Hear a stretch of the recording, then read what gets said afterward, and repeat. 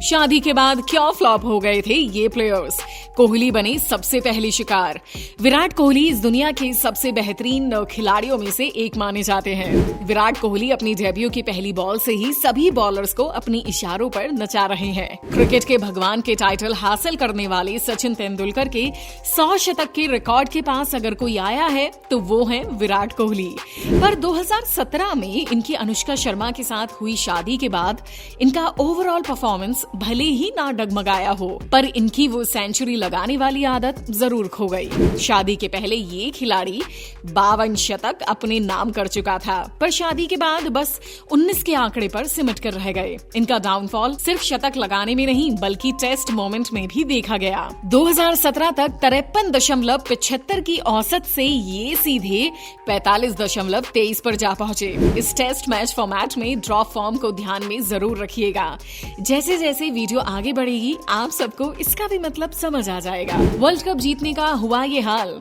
सहवाग के साथ एक समय पर ओपन करने वाले गौतम गंभीर भी इस थ्योरी से नहीं बच पाए। एक समय पर भारत के सलामी बल्लेबाज गौतम गंभीर ने 11 अप्रैल 2003 को अंतर्राष्ट्रीय क्रिकेट में अपना डेब्यू किया। भारत को फाइनल में श्रीलंका के खिलाफ आखिरी पड़ाव पार कराने वाला ये बल्लेबाज उसी साल अपना जीवन साथी चुन बैठा। गौतम ने 28 अक्टूबर 2011 को दिल्ली की नताशा जैन से शादी की। शादी से पहले तक इनसे बेहतर ओपनर पूरी दुनिया में शायद कोई नहीं होगा। गौतम गंभीर ने अपने डेब्यू से ही शादी के दौरान कुल 183 मैचों में 42.27 की औसत से 8,243 रन बनाए। इसी दौरान गंभीर ने 18 शतक और 49 अर्धशतक भी लगाए। गौतम गंभीर के इस पीरियड का हाई स्कोर 206 था, पर शादी के बाद इनका करियर कुछ इस तरह डूबा कि जल्द ही इनका पट्टा इंडियन क्रिकेट की टीम से साफ हो गया। तब से अब तक गंभीर ने क्रिकेट के 3 फॉर्मेट्स में कुल 57 मैचों में 29.89 के पेयर करार करके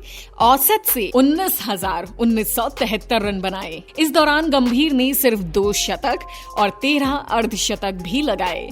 गंभीर का हाईएस्ट स्कोर 102 रन का रहा। इतना बड़ा डाउनफॉल तो आपने शायद ही किसी और के करियर में देखा होगा। कैप्टन कूल के स्टैट्स सुनकर तो आपके होश उड़ जाएंगे। भारत के पूर्व कप्तान MS धोनी ने 23 दिसंबर 2004 को वनडे इंटरनेशनल क्रिकेट में अपना डेब्यू किया। इनकी जिंदगी से तो हर कोई वाकिफ है कि एक गोलकीपर कैसे भारत का सक्सेसफुल विकेटकीपर बनकर सामने आया। हम आपको वो कहानी बार बार सुनाकर बोर नहीं करेंगे। धोनी ने 4 जुलाई 2010 को साक्षी रावत से शादी की। धोनी की शादी के बाद और शादी से पहले का क्रिकेट करियर लगभग एक समान रहा है। साल 2007 में धोनी ने क्रिकेट के इतिहास का सबसे पहला T20 वर्ल्ड कप अपने नाम किया। इसके बाद साल 2011 में धोनी की कप्तानी में भारत ने 28 वर्षों बाद विश्व कप पर अपना कब्जा किया। धोनी की इन सभी अचीवमेंट्स के अलावा उनकी विकेट कीपिंग करने की अनोखी स्टाइल ने उन्हें सभी खिलाड़ियों से हमेशा अलग रखा है। इनकी लीडरशिप क्वालिटी के बारे में आप जितनी तारीफ करें उतनी कम है। धोनी ने अपने डेब्यू से अपनी शादी के दौरान तक क्रिकेट के 3 फॉर्मेट्स में कुल 231 मैचेस में 45.79 की औसत से 8,288 रन बनाए। इस दौरान धोनी ने 10 शतक और 53 अर्धशतक लगाए। धोनी का हाईएस्ट स्कोर इस दौरान नाबाद 183 रन का रहा। इनके बैट से ये रन श्रीलंका के विरुद्ध ODI मैच में बनाए गए थे। इनकी शादी के बाद करियर में ओवरऑल रिकॉर्ड पर कुछ ज्यादा फर्क तो नहीं पड़ा।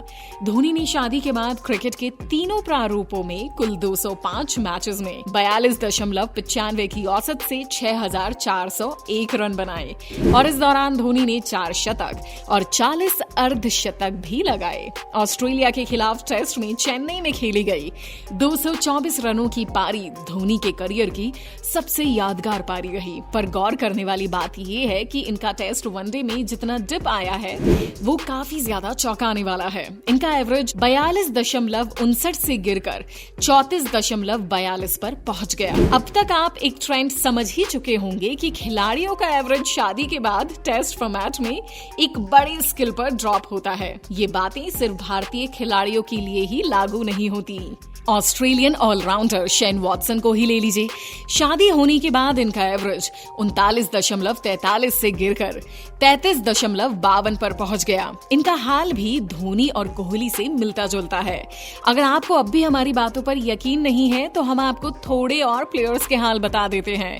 पाकिस्तान क्रिकेट बोर्ड के चेयरमैन रमीज राजा का ही फॉर्म देख लीजिए। इनकी एवरेज टेस्ट में पहले ही कम थी और शादी होने के बाद और भी गिर गई। 57 टेस्ट मैच खेलने के बाद इनका एवरेज 32.28 था। फिर इनकी शादी हुई और 31.62 तक जा पहुंची। साउथ अफ्रीका और आरसीबी में खेल चुके प्लेयर्स भी इनसे दूर न रह सके। 58.50 के एवरेज से ये सीधे 35.38 पर जा पहुंचे। टेस्ट फॉर्मेट में स्किल्स और किस्मत से ज्यादा पैशन की जरूरत होगी। शादी के बाद काफी खिलाड़ियों में इस चीज की कमी देखने को मिलती है।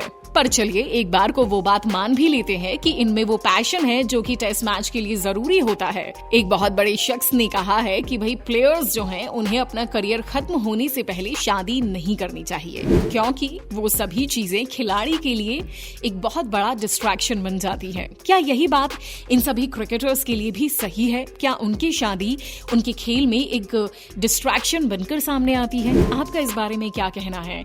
हमें कमेंट सेक्शन में कमेंट करके जरूर बताएं। शायद पीसीबी को इस बात का अंदाजा था और हो सकता है इसी वजह से 2019 में उन्होंने खिलाड़ियों के परिवार और उनकी बीवियों को प्लेयर्स के साथ ट्रैवल करने से रोक दिया था। जहां पर पहले सभी खिलाड़ी आम जनता के साथ फ्लाइट में ट्रैवल किया करते थे, वहीं पर आज इन सभी के लिए प्राइवेट जेट का बंदोबस्त किया जाता है ताकि वो अपने परिवार के साथ जा सके।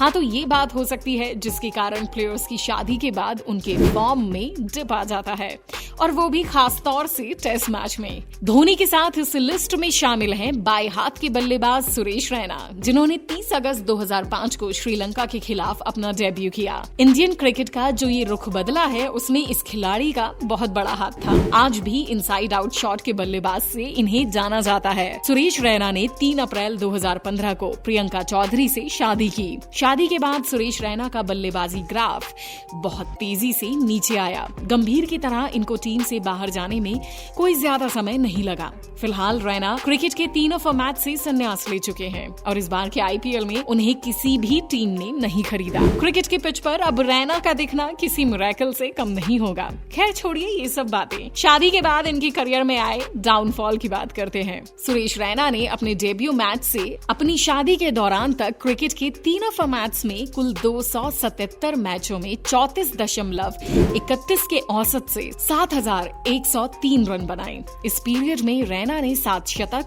और 45 अर्धशतक भी अपने नाम किए। रैना ने अपनी शादी से पहले तक 120 रन का हाईएस्ट स्कोर दर्ज किया था, जो कि रैना ने अपने पहले ही टेस्ट मैच में बनाया था।